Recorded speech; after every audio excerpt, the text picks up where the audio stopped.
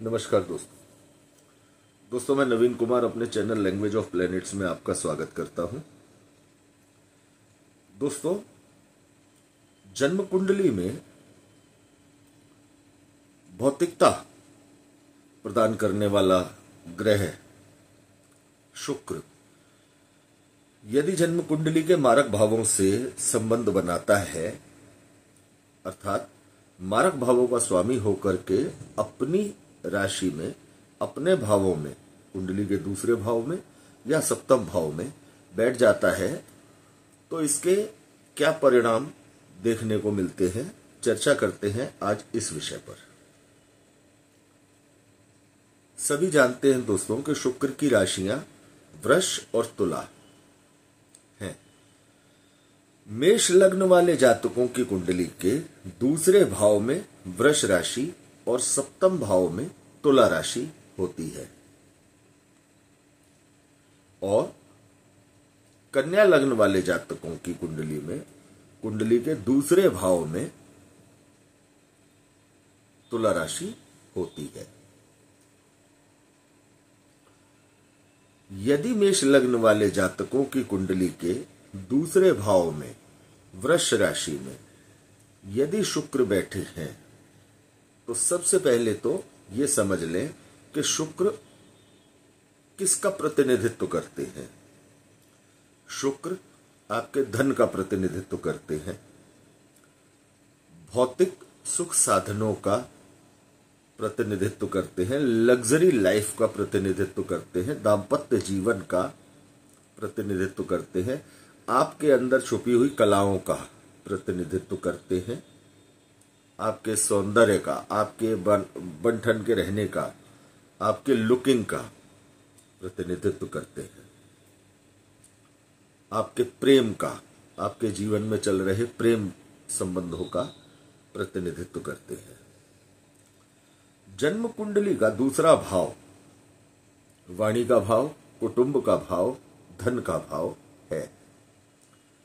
दोस्तों, जन्म कुंडली के दूसरे भाव में जब भी शुक्र बैठते हैं, तो ये यदि शुक्र मजबूत होकर, यानी अच्छी डिग्रीज में कुंडली के दूसरे भाव में, मेष लग्न की कुंडली के दूसरे भाव में मजबूत होकर बैठे हैं, वैसे तो अपनी राशि में बैठे हैं तो मजबूत ही हैं, लेकिन यदि उसकी डिग्रीज भी अच्छी हैं और अच्छी स्थिति में है, तो यहां पर ये जातक को धन से संबंधित तनाव, दाम्पत्य जीवन से संबंधित तनाव, घर की, कुटुंब की, महिला सदस्यों से तनाव, जीवन साथी से तनाव, किसी प्रकार के गुप्त रोग से तनाव दे सकते हैं। जातक को ये शिकायत होती है कि मैं इतनी मेहनत करता हूं, लेकिन इसके बाद भी मैं अपने जीवन की सुख सुविधाओं को इकट्ठा क्यों नहीं कर पा रहा। पैसा भी है, लेकिन पैसे को सुख सुविधाओं के लिए लगाया जाना वो हालात नहीं है। ये शुक्र की गड़बड़ी है। और यदि ऐसे शुक्र पर, जन्म कुंडली में ऐसे शुक्र पर गुरु की, बुध की, चंद्रमा की दृष्टि आ जाती है, तो इसके खराब प्रभावों में कमी आ जाती है। लेकिन यहीं अगर शुक्र के ऊपर शनि, राहु, केतु, मंगल, सूर्य की दृष्टि आ जाती है, तो इसके प्रभाव खराब और ज्यादा हो जाते हैं। जातक की अपने परिवार की महिला वर्ग से, किसी महिला विशेष से बिल्कुल 36 का आंकड़ा हो जाता है। यदि महिला है जातिका, तो पुरुष से उसका 36 का आंकड़ा हो जाता है।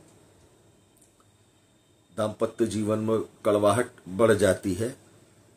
पाप ग्रहों का प्रभाव हो, बात तलाक तक चली जाती है। कारोबार में उतार चढ़ाव की स्थिति देखने को मिलती है। क्यों कि सप्तम भाव से कुंडली का दूसरा भाव 8वां पड़ता है। हालांकि मेष लग्न के सप्तम स्थान में भी शुक्र की राशि तुला है, लेकिन यहां बैठकर शुक्र तुला राशि का प्रतिनिधित्व नहीं कर पाते क्योंकि अपने घर से 8वें बैठे हैं। अब यदि यही शुक्र कुंडली के सप्तम स्थान में जाकर के बैठ जाते हैं तो जातक को धन संबंधी समस्याएं निश्चित आती हैं। क्यों कि धन का स्वामी होकर शुक्र अपने घर से छठा सप्तम स्थान में बैठा है। ये जरूर है कि जातक को अपनी पत्नी के माध्यम से धन कमाने के कई अवसर प्राप्त होते हैं, लेकिन जिस हिसाब से उम्मीद होती है उस हिसाब से पैसा नहीं आ पाता, और उसके साथ ही जातक को उस पैसे को जोड़ के रखने की जो उसके विचार होते हैं वो पूरे नहीं हो पाते। निश्चित तौर पर कुटुंब का स्वामी होकर जब सप्तम में बैठ जाता है, धन का स्वामी होकर जब सप्तम में बैठ जाता है और सप्तम का स्वामी होकर जब सप्तम में बैठ जाता है, तो यहां शुक्र निश्चित तौर पर वैचारिक मतभेद कराता है जीवन साथी के साथ।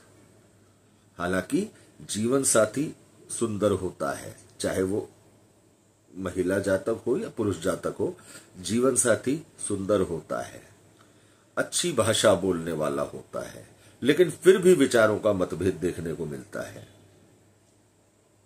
कारोबार में उतार चढ़ाव बिल्कुल देखने को मिलते हैं। शुक्र के लगभग परिणाम बृहस्पति की तरह ही होते हैं, क्योंकि बृहस्पति भी धन का कारक है और शुक्र भी धन का कारक है।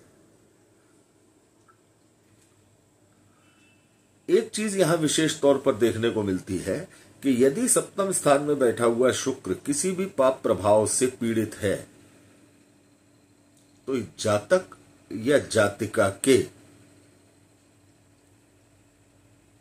अपने जीवन साथी के अलावा भी संबंध किसी दूसरे व्यक्ति से हो सकते हैं।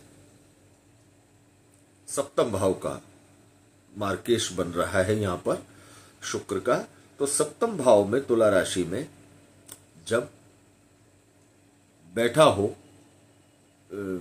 शुक्र, तो ये स्थिति यहां पर बनाता है। अब बात करते हैं दोस्तों कन्या लग्न के जातकों के बारे में। कन्या लग्न के जातकों की कुंडली में दूसरे भाव में तुला राशि होती है।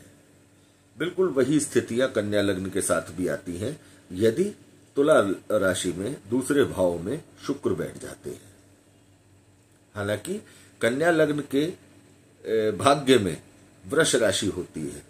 कन्या लग्न के भाग्य का स्वामी धन स्थान में बैठा है, कहने को बहुत अच्छा राजयोग यहां पर बनता है, लेकिन अपने घर से छठा बैठा है, तो ये भाग्य का प्रॉपर सहयोग नहीं मिल सकता। दूसरे भाव में बैठा है तो वाणी में दोष देता है। परिवार की किसी, यदि पुरुष जातक है तो परिवार की किसी महिला के साथ 36 का आंकड़ा, यदि महिला जातिका है तो परिवार में किसी पुरुष के साथ उसका 36 का आंकड़ा बनाता है। जीवन की भौतिकता में कमी लाता है, सुख संसाधनों में कमी करता है, भले पैसा आपके पास कितना भी हो। जो एक दाम्पत्य का सुख होता है वो भोगने में परेशानियां देता है। बात करते हैं वृश्चिक लग्न वाले जातकों की। वृश्चिक लग्न वाले जातकों की कुंडली में सप्तम स्थान में वृष राशि होती है, जो तुला की शुक्र की राशि है। शुक्र यदि वृश्चिक लग्न वाले जातकों की कुंडली के सप्तम स्थान में अपनी राशि में मजबूत होकर बैठ जाता है, पाप ग्रहों के साथ बैठ जाए या पाप ग्रहों के संबंध में आ जाए, दृष्टि संबंध में आ जाए, तो इसके परिणाम निश्चित तौर पर जातक को कष्टकारी देखने को मिलते हैं। कारोबार में भी, दाम्पत्य जीवन में भी, और लगातार उतार चढ़ाव कारोबार में, दाम्पत्य जीवन में। कोई सप्ताह ऐसा नहीं बीतता जिस सप्ताह आपस में मनमुटाव ना हुआ हो।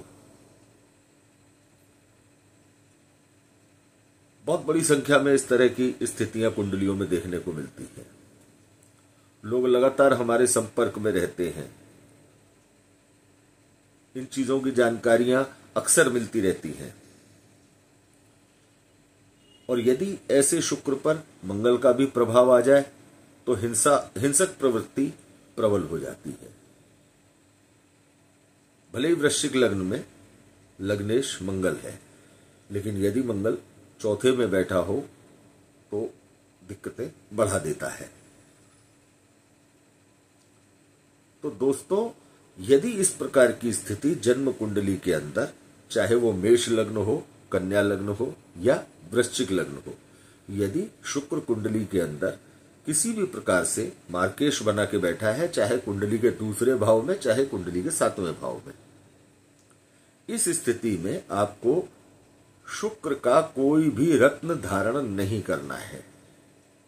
यह आपके लिए आपके मार्कत्व को बढ़ा देगा, आपके कष्टों को बढ़ाने वाला होगा। आप मार्केश को बल देंगे यदि आप इसमें रत्न धारण करेंगे।